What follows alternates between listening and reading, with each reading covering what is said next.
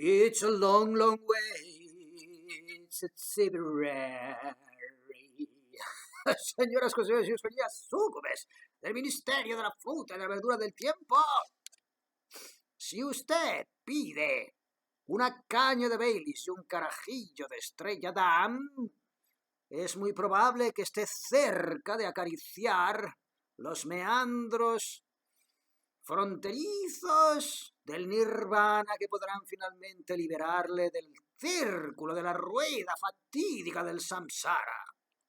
Si usted va a un paqui a comprar 3 latas, pongamos que hablo de Madrid, 3 latas de Fanta o de Nestlé, you name it, y el pakistaní en concreto le dice ¿picante? ¿Picante? ¿Le está diciendo pequeñas? Porque si no, especifica usted, le dará esas de 0,5 centilitros, de medio litro. Mientras que usted pretende adquirir las de 0,33. En este caso, picante significa pequeña. Conceda usted esa pequeña neologismo intercultural para poder obtener aquello que usted pretende obtener. Y ya de paso, después del picante, usted le diga, y una de patatas, y entonces le pondrá una bolsa de grefusa. Porque, señoras y señores, el lenguaje es algo puramente accesorio. No en vano, los físicos cuánticos, los mecánicos cuánticos decían que la realidad, en primera instancia, más allá de la dualidad onda-partícula, ingresa en nuestra percepción y en nuestro pensamiento y en nuestra conciencia, nuestra capacidad cognitiva a través del lenguaje. A través del lenguaje. El lenguaje define la realidad. ¿Por qué? Porque el pensamiento define la realidad, pero el pensamiento dentro de nuestra estructura cognitiva suele ser definido en aquellos de nosotros comunes mortales por el lenguaje. Por lo tanto, llegará un día en que cuando usted hable de marmitas catalíticas, deberán entenderle que se está usted refiriendo al pleroma o a una tuerca de algún tipo de accesorio básico o, en su defecto, al yate de Jennifer Lawrence.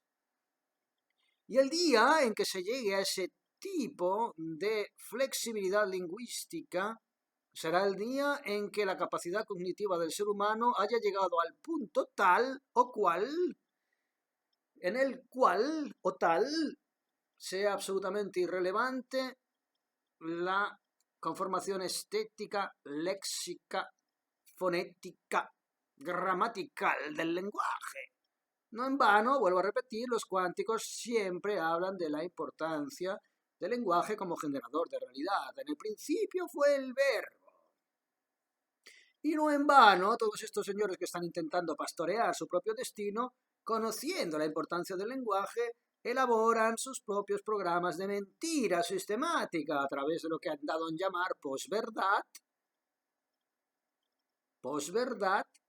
que no deja de ser la neolengua orwelliana del Gran Hermano en 1984, para poder redefinir sus propios patrones de realidad, todo aquello que le conecten a usted con esa elucubración, esa ilusión de realidad que nos hemos dado todos más o menos para poder vivir en comunidad. Pero bien, señores y señores, dicho lo cual, quisiera hoy hablarles de un señor que es una especie de punk, es un punk. Ríanse ustedes del nihilismo de Nietzsche. ¿Cómo no? Les estoy hablando de Zen, pero de Zen radical, Zen hardcore. Pornografía del nihilismo, señoras y señores, les hablo ni más ni menos que de Shobogenzo, la obra basilar de el pensador Zen Dogen, un pensador japonés que se tuvo que ir a China, porque nadie es profeta en su tierra, para desarrollar su nuevo concepto del Zen. Bien, déjenme leerles esto, señoras y señores. Dice: la esencia de la mente en estado iluminado es su estado verdadero y genuino.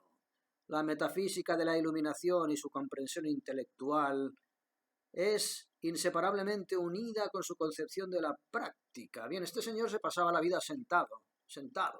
Esa imagen estereotipada del maestro Zen que está sentado y que nada le perturba, se le posan encima moscas, le muerden los cojones lagartos que pasan por ahí y él se queda tan ancho. Bien, ese imaginario de maestro Zen vendría a ser más o menos lo que este maestro llamaba el arte del sasen, el zazen, la iluminación sentada, quedarse usted sentado, pero no quedarse sentado y morir, sino sencillamente entender que todo aquello que sucede circunstancialmente se enraiza con la naturaleza búdica, divina, de su propia realidad. Que no es usted, contrariamente a lo que el Zen tradicional decía, alguien que tiene la naturaleza budaica, es decir, alguien que tiene dentro de sí mismo el germen de la divinidad y que por lo tanto, regándolo como una semilla, brotará. No, más allá, todavía más radical, señoras con señores.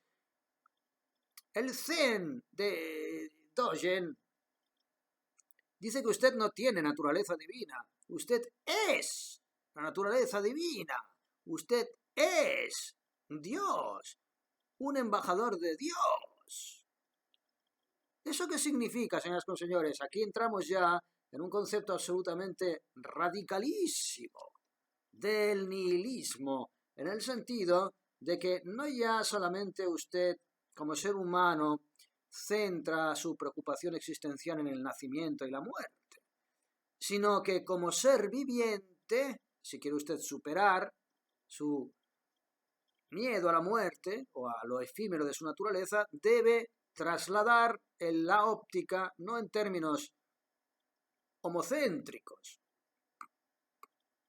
Usted como especie bípeda, mamífera, humana, y por consecuente con su manera cognitiva de interpretar la realidad, elucubra un plan de acción y de pensamiento directamente relacionado con su propia naturaleza. Bien, mientras usted siga absolutamente atado a ese concepto homocéntrico, que no deja de ser etnocéntrico, de enfocar el problema de la vida y la muerte, usted no saldrá de ese bucle. El siguiente paso es enfocarlo en términos no ya de nacimiento y muerte, sino de generación y extinción. Y en el momento en el que usted enfoca el problema de esa manera, generación y extinción, esto suena muy darwinista, ¿verdad? Y efectivamente el darwinismo es una reverberación de algunos de estos principios zen radicales. El concepto del salto evolutivo.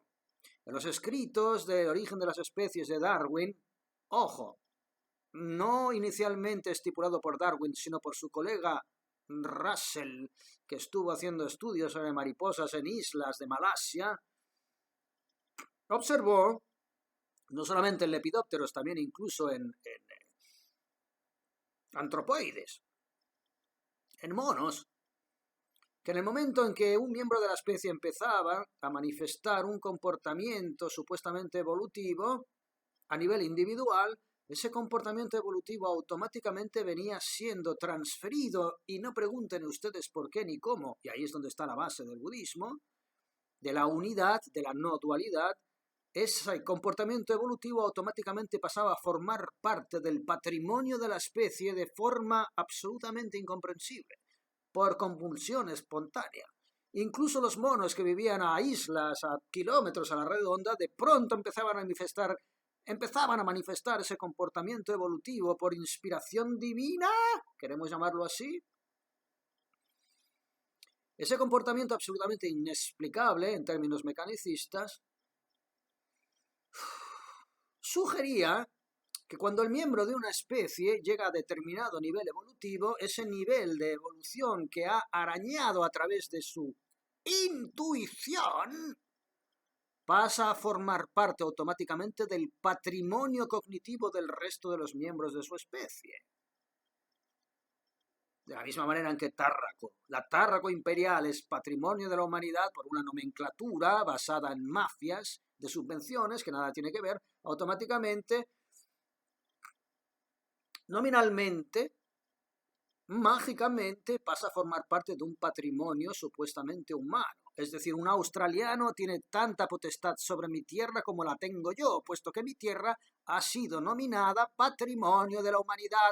Bien, esto es una metáfora grosera, obscena, casi delirante, de lo que les quiero decir cuando hablo de ese salto evolutivo darwiniano que tiene sus raíces en este pensamiento zen.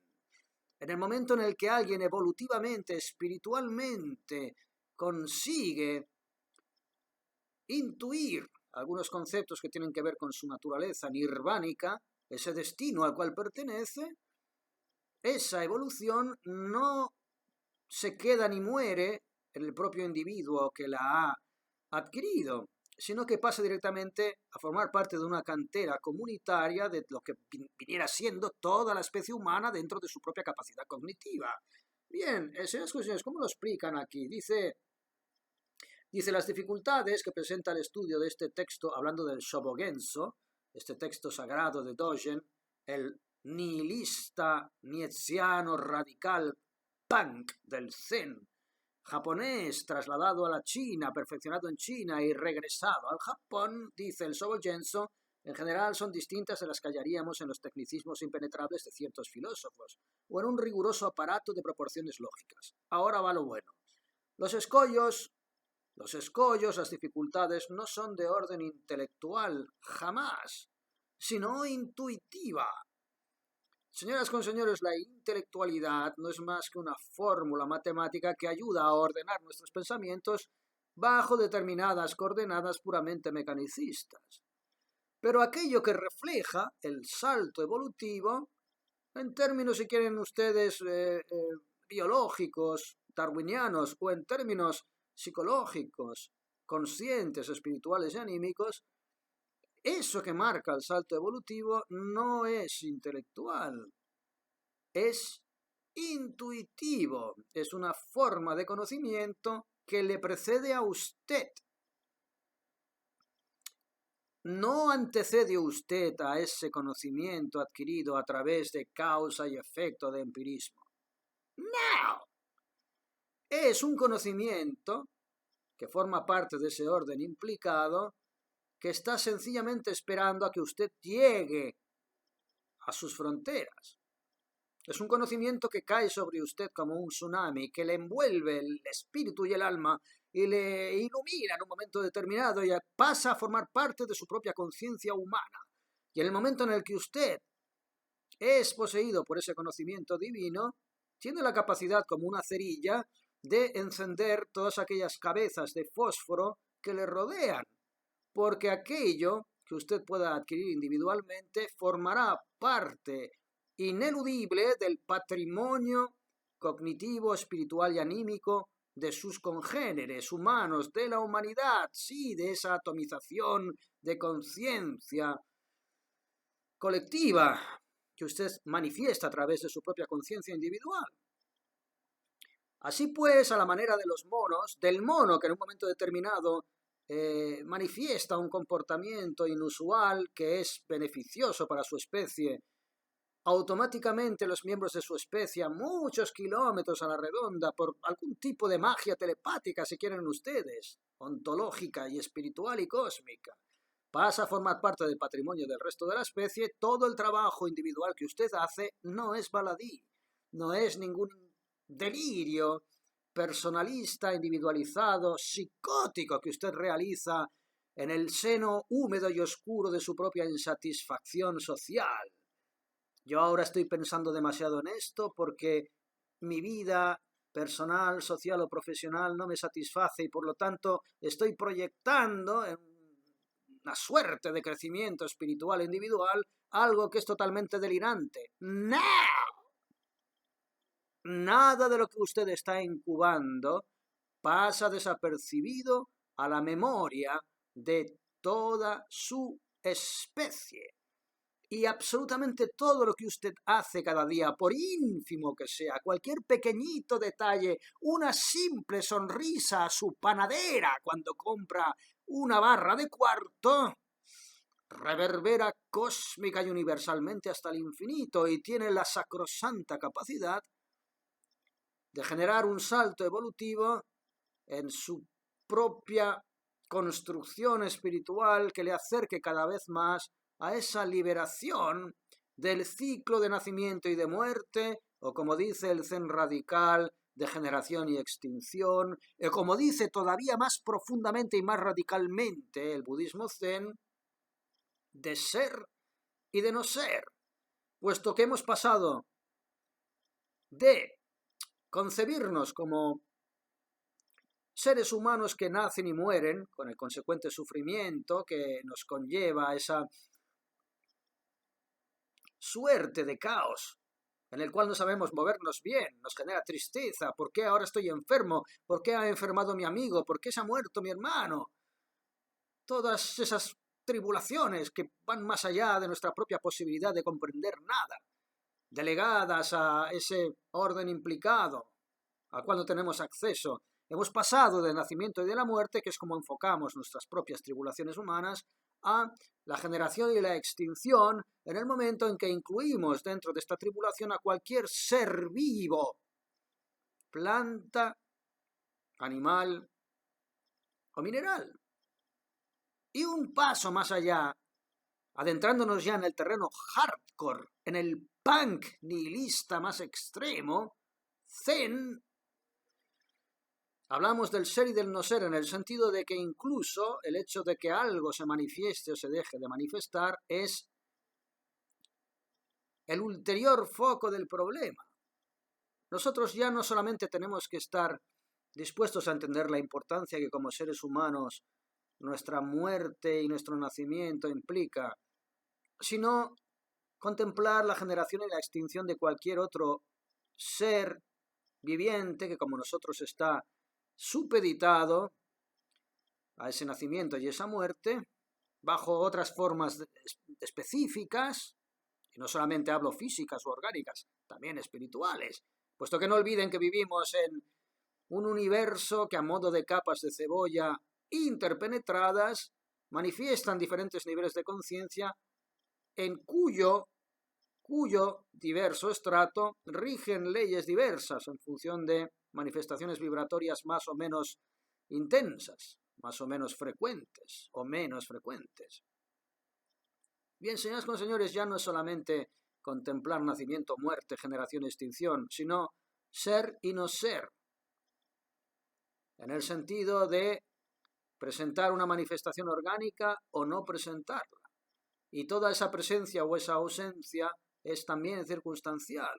La naturaleza búdica, divina, engloba cualquier tipo de suerte de nivel consciente de manifestación, y esto va más allá de nuestra propia comprensión. Hablar de esto es absolutamente onanístico, sí, es masturbatorio, pero ¿qué es sino la capacidad racional o la ciencia, que no cientificismo, más que un ejercicio onanístico, masturbatorio, que depende directamente de nuestra propia naturaleza? Aquellos de ustedes más tendientes a la biología pueden quedarse tan anchos diciendo que depende de nuestra materia gris, que es lo que elucubra esta forma de entender la realidad. Quédense tan anchos, pero en el momento en el que ustedes elucubren eso, también entenderán que precisamente si ustedes atribuyen a nuestra capacidad de entender la naturaleza a una simple cuestión de evolución nerviosa, de tejido nervioso, cerebral, estarán al mismo tiempo corroborando cuál es la naturaleza básica del Zen más hardcore.